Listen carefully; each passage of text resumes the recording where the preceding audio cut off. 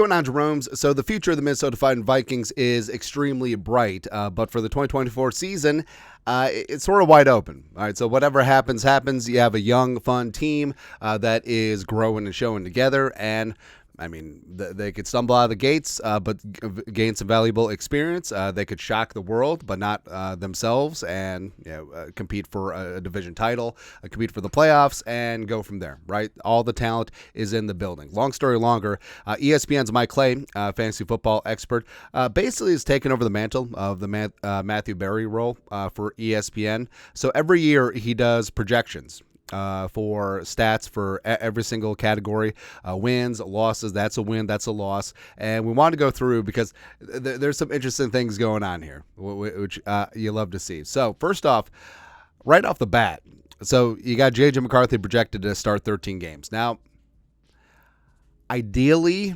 Darnold would start the full year, and McCarthy would get some run here or there, but it sort of is what it is. But also, I mean, if McCarthy puts up these numbers in 13 games, like, it's not terrible.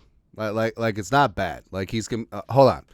We need to do this. This is a good pod right now, because I didn't do this beforehand because I thought that this would be on there. So, let's see here, 303 divided by 479. So he's completing 63.3% of his passes. That's pretty damn good for a rookie. 32-59 passing, 18-12 touchdown to interception, which, for a rookie in the grand scheme of things, ain't horrible. Did take 35 sacks, which is less than ideal. And with Darnold starting 4 games in this projection, also taking 12 sacks, so that's not great. Also putting up 4 interceptions of his own. Hey, Darnold on brand, 1-1-1-1.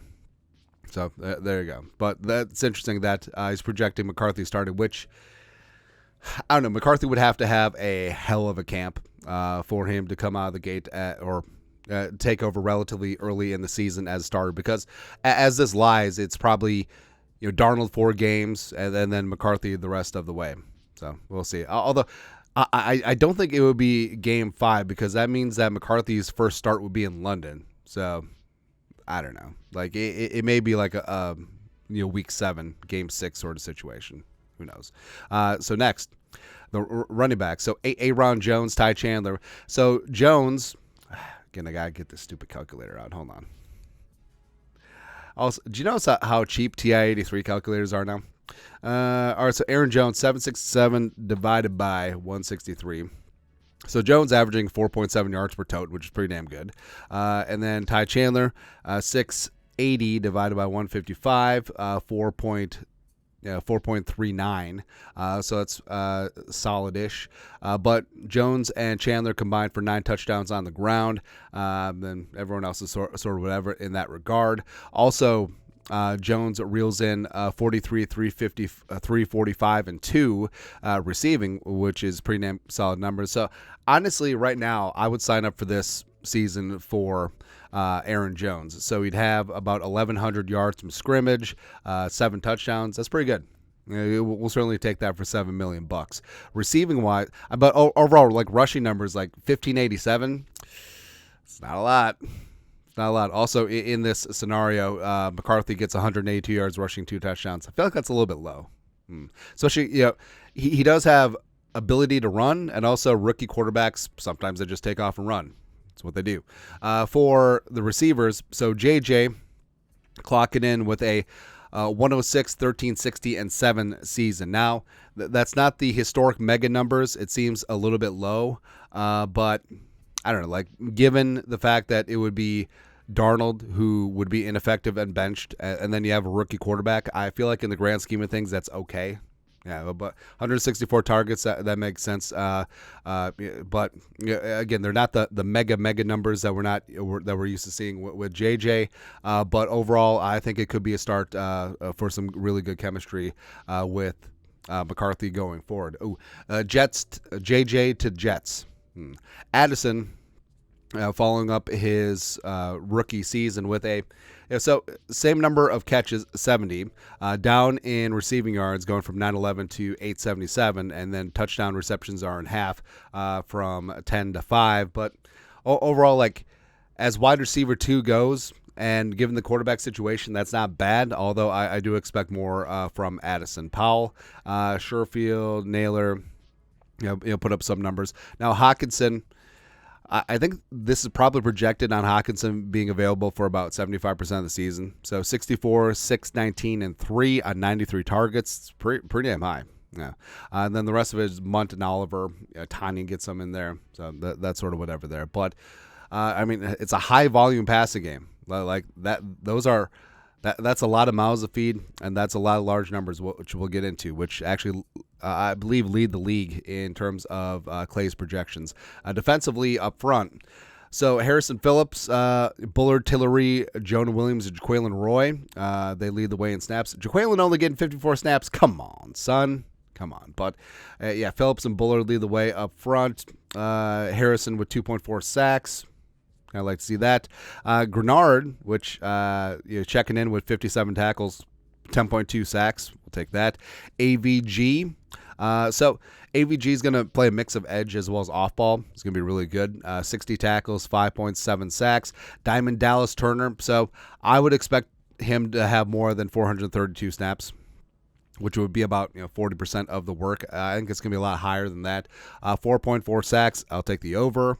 Then off ball, so Pace and Cashman. I feel like their snap count is low, considering that I don't see them coming off the field for 20% of the snaps. I just don't. Right, unless they're injured, knocking on all the wood. But leading the way in tackles, 122 and 120 respectively. Pace Jr. also clocking in 3.6 sacks. Would love to see more. Because I think that Flores has a chance to use Pace Jr. really, really creatively this year. It's going to be a lot of fun, man. Cornerbacks wise, so Murph takes all the snaps, working primarily in the slot, 70 tackles, half a sack, 2.3 interceptions. I think that'd be a pretty solid season from Murph. The rest of the way, so how's this breaking down? So Shaq Griffin starting on the outside, round the outside, then Black. So basically it'd be like a 3-cornerback rotation for the remaining snaps, whether it's 2 corners, 3 corners, whatever. But Griffin, Blackman, Evans, Blackman with a pretty clear advantage over Evans in this spot. Booth is also in there. Kyrie Jackson, limited work. I actually would wager that Jackson would gets more snaps than Booth this year. I think that's pretty safe. Then safety-wise, Harrison, Beasley, Metellus out there almost for the full complement of snaps. Beasley with 123 tackles, still bringing it. Also 2.5 interceptions. Harrison, 90 tackles, 2.6 sacks, 1.1 interceptions, standard. Metellus flying around doing his normal stuff, yes. And also notice that Theo Jackson, Jay Ward get a couple of snaps, but no Lucine. Interesting. Specialist-wise, so King Kene and Ty Chandler both get work as kick returners, and they combine for 0.9 touchdowns. I'll take the over. Yeah. But King Kene, let's work out this average. 16.65 divided by 60. 27.75 yards per return. We'll take that, especially under the new rules. Like, that's some pretty significant field position. I think this is going to be a golden age for Kene and Nwangu, man. As they're trying to neuter and take away the kick return, it's back. We are so back, baby. That's right.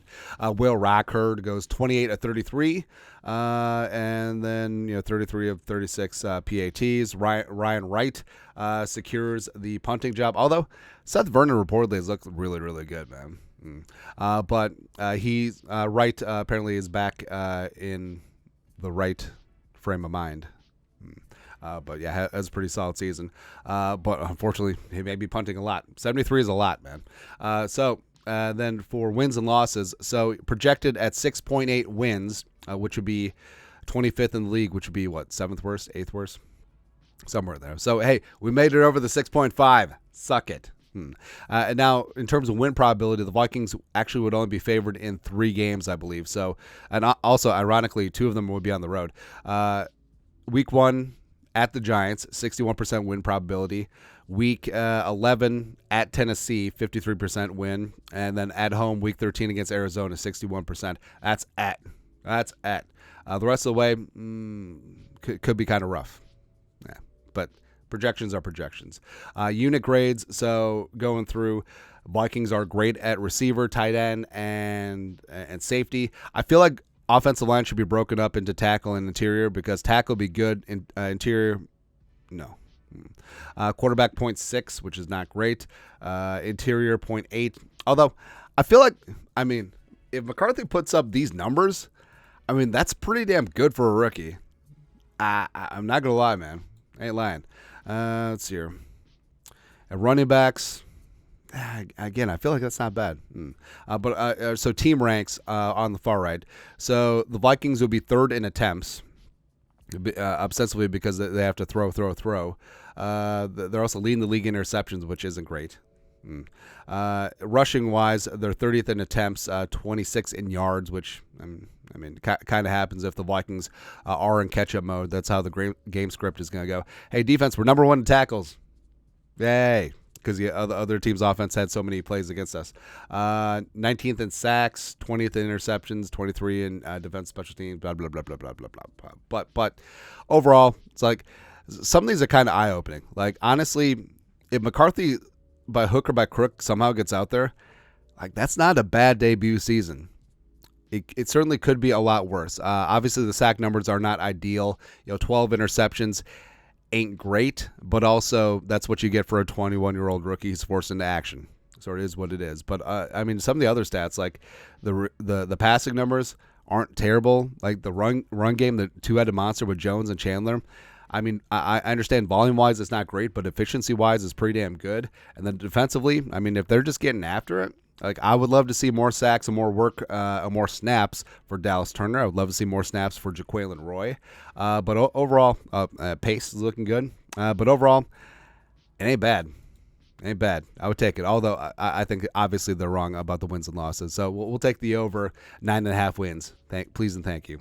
There you go. But that's it. Take a look at ESPN's 2024 Viking stat projections. Let us know your thoughts and our thoughts in the comment section below. Subscribe for daily Vikings takes. Want to support the work? Put a little something in the Venmo. But till next time, Skol, production value.